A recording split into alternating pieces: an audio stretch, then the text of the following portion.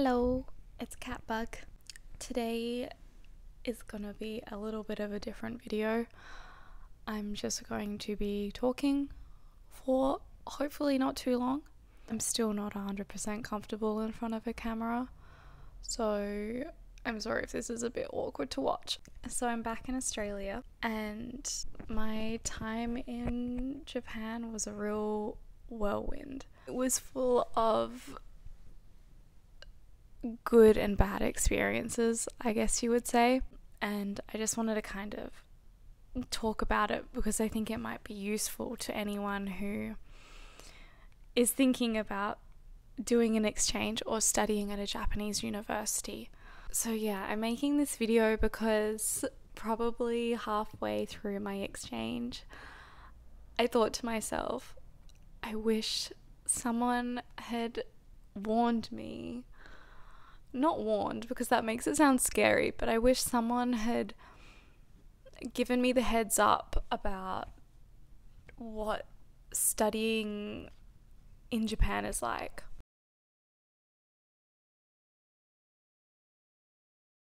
My name is Matilda, or Catbug. I'm currently studying a double degree in Japanese language, which I actually finished over in Japan, and I'm studying communication design. I'm in my second year at the moment, and I have another 2 years of study, including this year. My ultimate goal at the moment, or what I'm aiming towards, is passing my N2 this December, and then graduating, of course, and moving to Japan and becoming a graphic designer over there. Either in a company, I don't think so. I don't think I could work in a Japanese company. So either in a foreign company in Japan or as a freelancer. So that's just a little bit about myself, and so that's me in a nutshell. University I went to was, we just called it KGU, or Kangaku is what they call it over there. So that's where I studied. This video will be most helpful for people who are actually going to study specifically at Kangaku, because I don't know how other universities in Japan structure their classes or their courses for exchange students. So I'll be mainly talking about, well, I'll only be talking about my experiences at that specific university. So Kangaku is a university located between Osaka and Kobe, I would say. And the campus I studied at was in Nishinomiya. So the campus was absolutely beautiful. The architectural style was kind of strange for Japan, I thought. But I guess as a private Christian university, I think it's Christian university, it kind of made sense. It was like in Spanish villa kind of style. It was done like in Spanish villa kind of style, which, I mean, I don't know the history of the building, but I don't think that's really relevant. Anyway, the building was really beautiful. The campus was beautiful, lots of nature, massive lawn, located in the foothills. I mean, this is pretty obvious, but there's so many great things that you can get out of an exchange. I didn't really elaborate much here, but I mean, I felt like your universities had probably already talked about all the good points so much already that you're probably sick of it anyway, so I didn't really, include much detail here. Sorry about that. I mean, I made some fantastic friends. I learned so much Japanese, like a lot. I'm much more confident with my speaking skills now than I ever have been. I'm confident that by the end of this year I can pass my N2. The fact that you get to live in Japan and experience everyday life there is so much fun. You get to explore local restaurants and bars and parks and all the local places. You can do some really good shopping. I did some epic shopping in Kobe and Osaka, in Kyoto. It's a great location. It's a great location. You're in between Osaka, Kyoto, and Kobe, and they're 3 awesome cities. So there's so many great things about the university.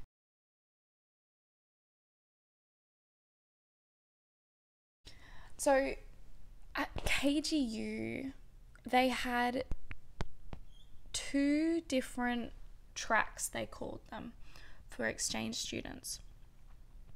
There was the Japanese language track, which was courses that were specifically for Japanese language learning. And then they had the modern Japanese track, which was classes that you could take about Japanese culture, society, Japanese culture and society, I guess, but they were all conducted in English. For me, who wanted to focus more on my Japanese language learning, I chose to do the Japanese language track, which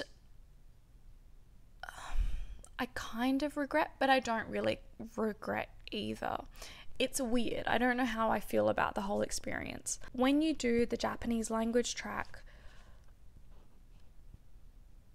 you have to do a class called Intensive Japanese. Like the course name suggests, they are intense. So you have one of those every day for Monday, Tuesday, Wednesday, Thursday, Friday.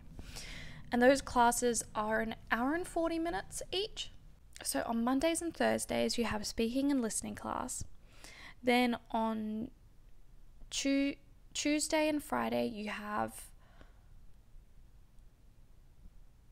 grammar, vocab, reading class all mixed into one.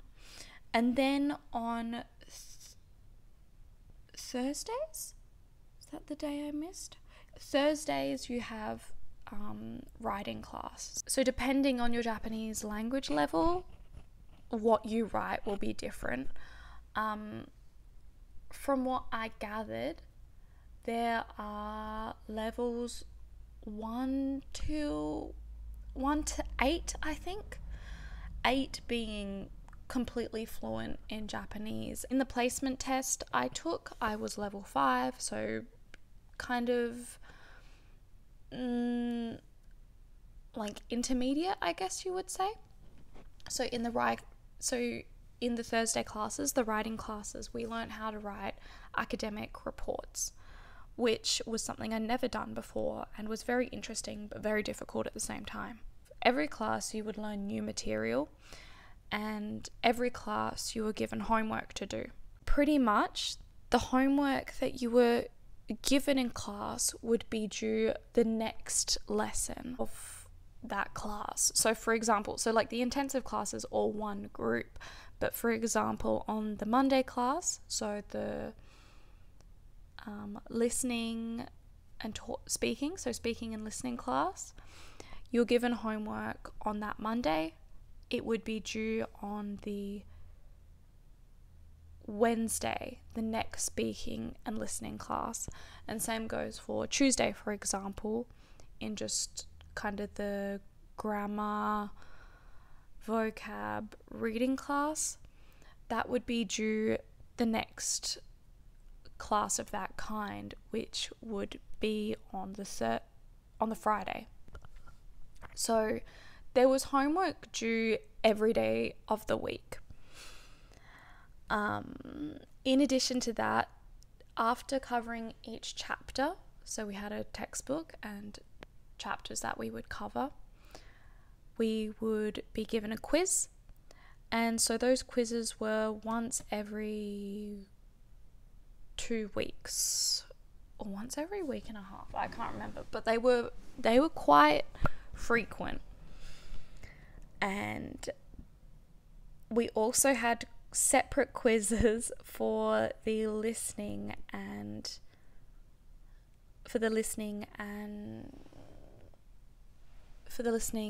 we also had separate quizzes for the listening and speaking classes too. And so every week we would have some kind of assessment to do in just that intensive group of classes. I mean, for someone who was placed in level 5, and like that level was perfect, it was spot on for me. I was in class and I was challenged, and that's what I wanted. I wanted to be challenged in class, otherwise it gets boring. So being constantly 100% focused in class, and constantly being stimulated with new information was good to a certain extent. So it was great being stimulated, but the problem was we were given no time by the teachers to be able to revise that information. Actually, not just revise, but we weren't given time to actually learn it properly. Like, we learned stuff, we practiced it, and then it was pretty much next topic. There was no time that allowed us to let that new information soak into our system. And I can say that, of course, I learned a lot, but more than 80% of the stuff I learned was just in my short-term memory. Literally, I would learn it for the quiz of that week, and then I would forget it all and make room for new information for the next topic that we were going into, which is not a great way to learn a language, in my opinion, because more than half of the stuff I actually learned over there, I didn't learn really. It was just kind of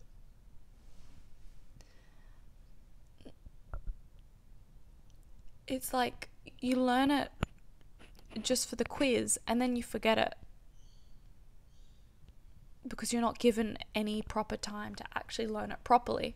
That was just the intensive classes. So already the intensive classes were kind of flawed. They just weren't set up for the students to actually learn properly, in my opinion. So that's kind of a little bit about the intensive classes.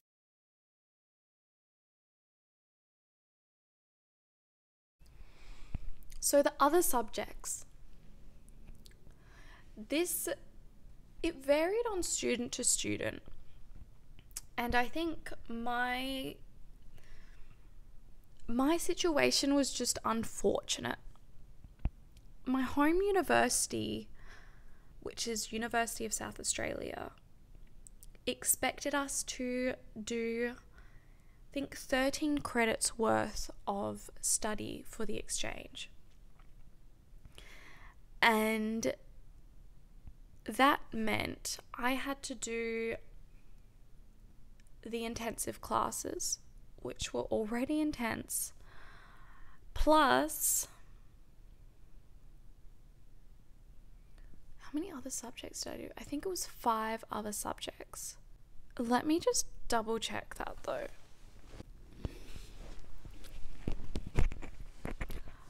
So I was right.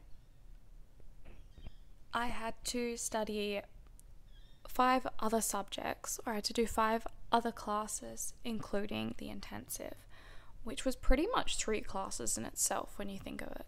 So juggling all the homework was really, really difficult. I think that was probably the most difficult for me, and that's what caused the most stress, because I really couldn't keep up.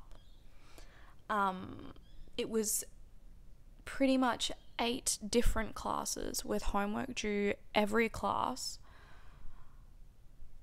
and trying to keep on top of it all, because the way the classes were structured over there that I noticed was you can't really go into class without having done your homework, because then you won't understand what's being taught in the class you're going to. Because the homework was kind of revision, but also at the same time preparation for the next class. So having to juggle, like I said before, 8 classes worth of homework every week means you have to be extremely regimented with your schedule. You have to be super organized.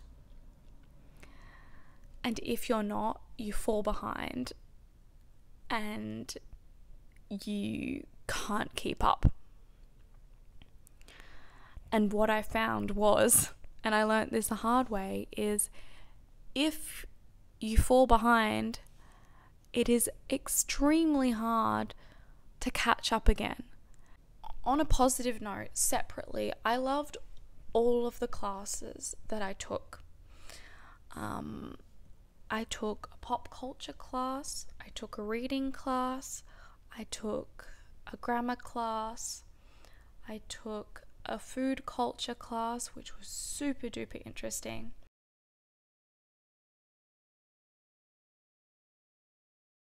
And then I had the intensive classes too, so the speaking and listening, the report writing, and then just like the mix of vocab, reading and grammar classes for the intensive. And so separately, I loved all those classes. But when you have to juggle them all when you have to make time for each of those subjects equally, then it becomes really, really hard. Not just hard, but super duper frustrating, because even though you want to put 100% effort into all of the classes that you genuinely enjoy, you can't, because your time schedule just won't allow for it. For the first 2 months, I was I was fine. I was fine-ish. But after that, like 2.5, 3 month mark, I hit a wall and I started getting burnt out. I fell behind in homework. A mix of being burnt out and knowing that I have to work double as hard to now catch up on homework that I'd missed made me super, super sad, to the point that there was 2 weeks that I didn't get out of bed. There was 1 month there that I struggled so much, and I reckon that was the 4 months mark. I pretty much I had my depressive episode of 2 weeks where I didn't get out of bed. I ate junk food. I just did nothing. I was just an extension of my bed at that time. Once you get into that bad cycle of eating bad food, waking up late, going to bed late, it's really hard to get back out of that routine. I don't know if I'd go as far as saying it was depression. I'm not sure. I'm not sure, but it was definitely a slump. As someone who's only experienced that twice in their life, it was scary, and I never want to go back there again. Never. And it scared me how a bad system can do that to you. So in the end, unfortunately, I think I ended up failing maybe half of my classes. The only thing that got me out of that slump was me saying to myself, okay, this class, I'm not even going to worry about them. Let's just stop doing them and focus on this class, and this class. And that's what I did in the end. I pretty much just stopped doing homework for 3 of the classes and just prayed. I still haven't gotten my results yet, so I'm not sure if I've passed or not. I just prayed that by some miracle I would pass, but I was not worried. I was not letting that stress stay in my mind any longer because it was not good. So I just let those classes go, and I told myself, okay, let's just try and pass these ones. And that's exactly what I did. I think I just said the same thing twice. But so in the end, that's what I did. Because I wasn't focusing on 3 of those classes now, I spent that time exploring, going out with my friends, eating yummy food, traveling, stuff you're supposed to do on an exchange.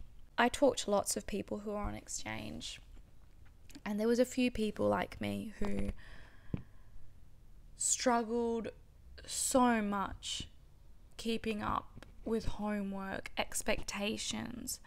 You're doing the quizzes.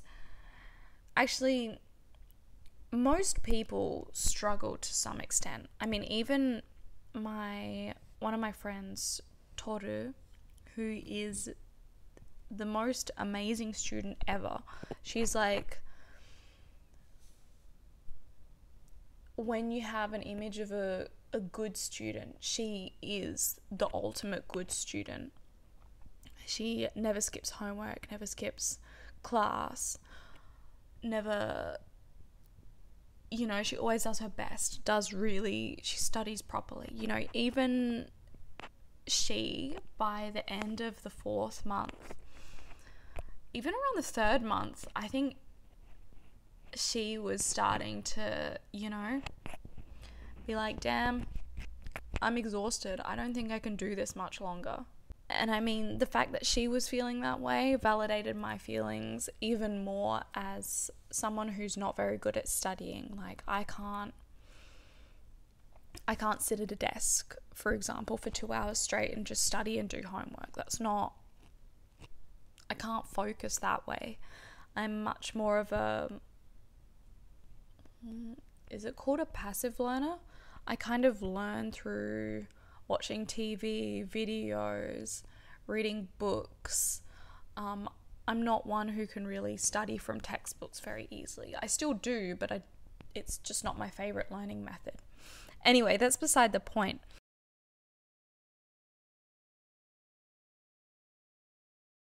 Before you go on exchange in Japan, I highly recommend you do your research well on your university, the amount of credits you have to reach.